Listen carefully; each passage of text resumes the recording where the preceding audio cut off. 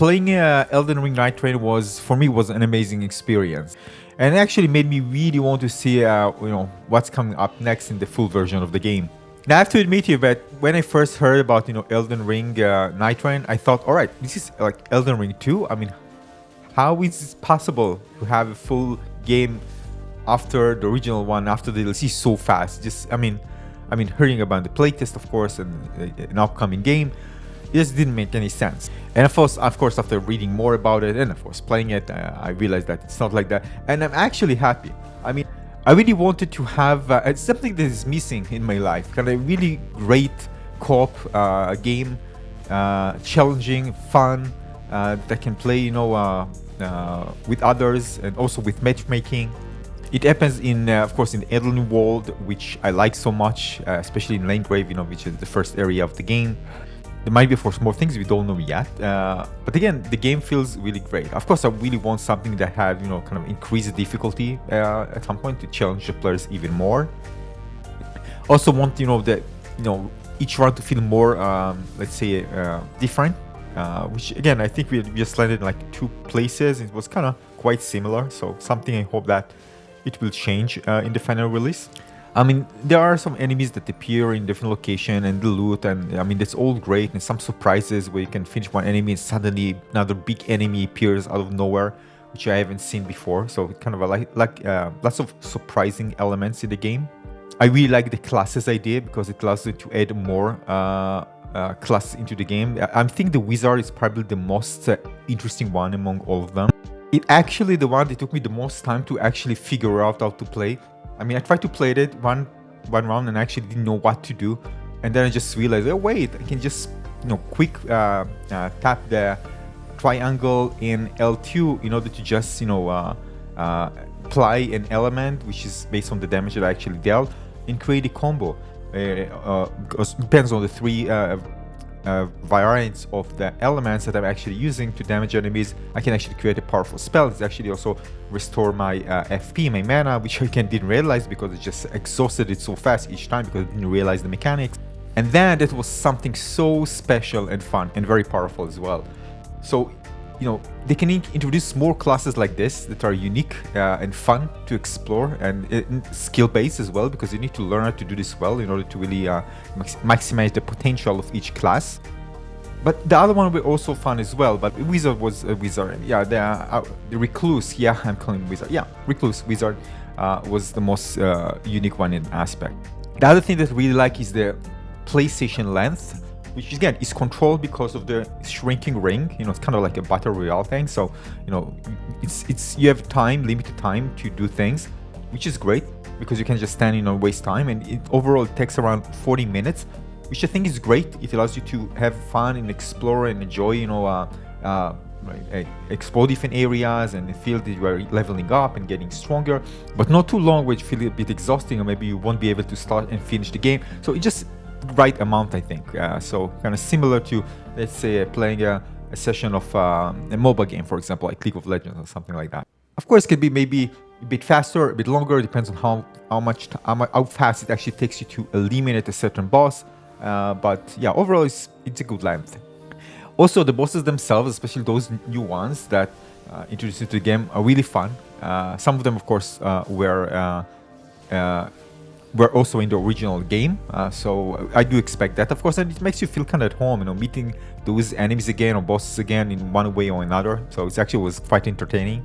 Also, the lots of options here, yeah, similar to roguelite game. I mean, many of the things that you get actually you won't be able to carry to other rounds, but there are some, of course, rewards that you can actually use to create builds outside of the run for each class, which is also great. So some things are maintained, and you get this, currency that you can use, and basically it allows you to create unique builds for your characters, and then you're going to go into the world and try to find the things that best complement your items that are permanent for your characters, and find something that are good, works in synergy with them in the world itself, which are temporary for the run. Now, there might be some other things related to cosmetics that we might find later, so it'll be still rewarding in other ways as well, but we don't know about that just yet. Again, it's just based on the network test. We didn't have something like that, but we might have in the future. So maybe just an example, not that I'm saying that it's going to be in the game, but maybe you able to finish a certain run, a high ranked run, and you're able to get like a shiny new hat for a wizard or something like that. You know, maybe certain drops from a boss that drops something. I think that's going to be kind of something extra.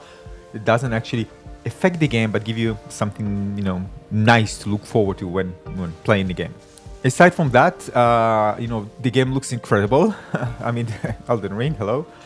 Visual effects, the bosses, the way the game plays felt very, very smooth based on my experience. So I really enjoy every single moment. Of course, I really like mechanics of Elden Ring in general for a Souls game. But there are things that added into the game, like there's no fall damage, some other mechanics, movement mechanics for the character.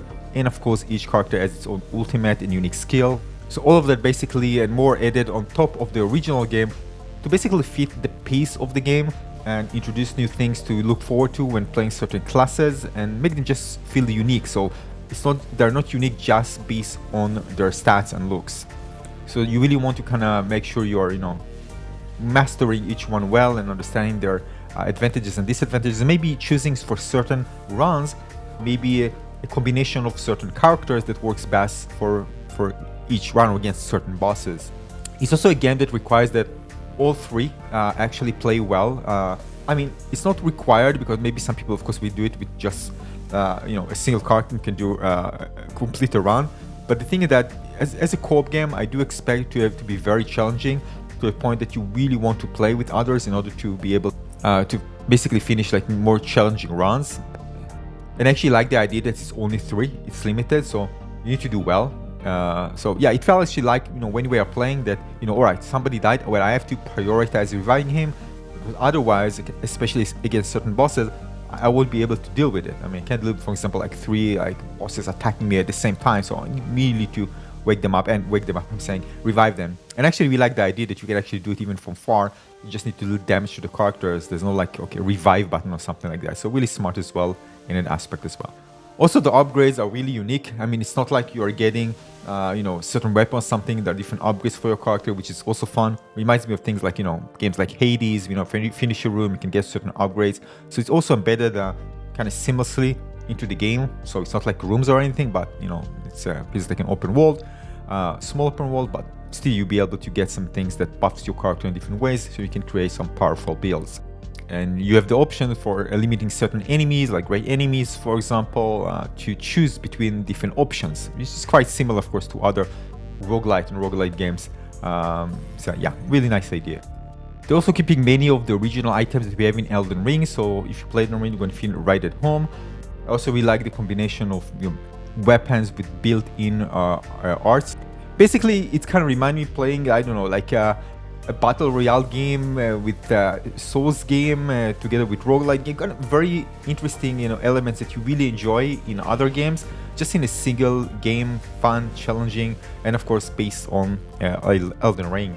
The bosses, of course, are super fun and look amazing, and of course co-op is just seamless. I mean, in the network test, we can just, you know, matchmake with others. We don't need to put anything on the ground and, you know, complicate things. It's like built into the game. You can just easily matchmake it with other players and have fun with. So that's really a welcome feature, and it's a must feature for this type of game, in my opinion. Of course, in general, I want to see different areas of the game introduce. Of course, more variant of bosses, something like, you know, increased challenge that feels more rewarding when you finish it. Things like that, of course, that you can add into the game. We need to see, of course, in the final version of the game what we're going to see. But definitely there's a room here to continue adding content to the game that just feel fresh and unique and fun. And of course, discovering new bosses.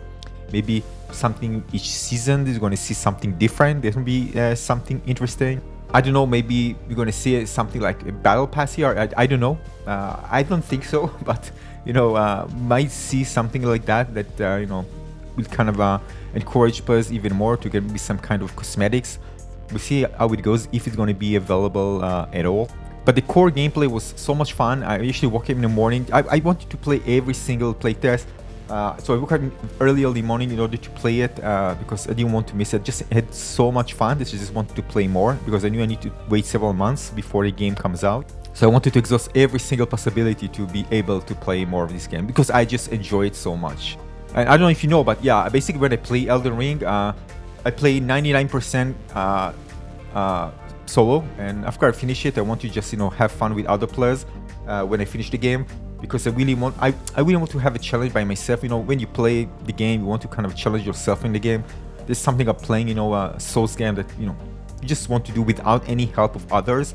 I mean, for some, but after I finish it, I just wanted to be able to have fun with friends, because it's part of the game that I didn't enjoy, and once I start doing it, I just had so much fun. Yeah, so basically I had a ton of fun playing the game. Personally, I'm just looking forward to play the final version of the game when it comes out, hopefully with more some interesting and unique stuff added into the game, because this was just a network test, but it was a blast. Thanks for watching.